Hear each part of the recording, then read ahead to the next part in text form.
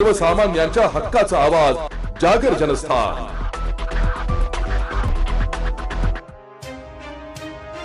नाशिक येथील कथित भोंदूबाबा अशोक खरात याच्यावर महिला अत्याचाराचे आणि संपत्ती बळकावण्याचे तब्बल 16 गंभीर गुन्हे दाखल असून या प्रकरणाची सखोल चौकशी करण्यासाठी आरोपीवर तातडीने मोक्का अंतर्गत कारवाई करण्यात यावी अशी आक्रमक मागणी धुळ्याचे माजी आमदार अनिल गोटे यांनी केली आहे। धुळे शहरातील गुलमोहर रेस्ट हाऊस येथे आयोजित पत्रकार परिषदेत बोलताना गोटे यांनी या प्रकरणावरून प्रशासनासह राजकीय नेत्यांवरही ताशेरे ओढले। या संवेदनशील प्रकरणाचा वापर काही राजकीय नेते केवळ पॉलिटिकल ब्लॅकमेलिंगसाठी करत असल्याचा घणाघाती आरोप त्यांनी केलाय। मोक्का लावल्यास या भोंदूबाबाला पाठीशी घालणारे आणि त्याला मदत करणारे अनेक पांढरपेशे चेहरे उघडकीस येतील असा दावा करत गोटे यांनी राज्य सरकारला खरोखरच या प्रकरणात न्याय द्यायचा आहे की जुन्या प्रकरणांप्रमाणे हे प्रकरणही तडकून टाकायचे आहे असा परखड सवाल उपस्थित केलाय। एसआयटी आता याच्या भोंदूबाबा एकूण 16 केसेस दाखल झाले आहे। काल 8 झाल्या आणि आधी 9 झाल्या होत्या।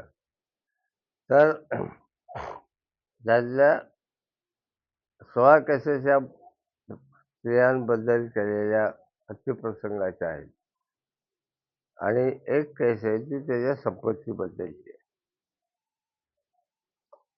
त्याला मोक्का लावायला पाहिजे। मोक्का लावला की ज्यांनी त्याला फोन केले तर ज्यांच्याकडे तो गेला आला काय त्या सगळ्यांना त्याच्यामध्ये आरोपी करता येतो काय। आता प्रश्न असा आहे की सरकारला खरंच या प्रकरणामध्ये काही करायचं आहे का? की आधीची जशी प्रकरणं होती तशी दडपून टाकायची आहे काय? तुम्ही या प्रकरणाचा राजकीय ब्लॅकमेलिंगसाठी उपयोग करू नका। महाराष्ट्रातल्या जनतेला कळू द्या गेल्या 12 वर्षामध्ये एकालाही कुठल्याही गुन्ह्यामध्ये शिक्षा झाली नाही काय। या गुन्ह्यामध्ये तर होऊ द्या म्हणजे भोंदू बाबागिरी कमी होईल। आणि हे काय पहिल्यांदा घडत नाही महाराष्ट्रामध्ये। धुळ्यामध्ये भास्कर वाघ प्रकरणामध्ये हे घडलेलं आहे। सगळ्या राजकीय नेत्यांना बाजूला ठेवलं आणि भास्कर वाघला लटकवून दिलं काय। तसं करू नका काय, कारण तुमच्या आताची जी लक्षणं जी आहेत काय ही लक्षणं हे सगळं राजकीय ब्लॅकमेलिंगसाठी वापरायचं असं चाललेलं आहे।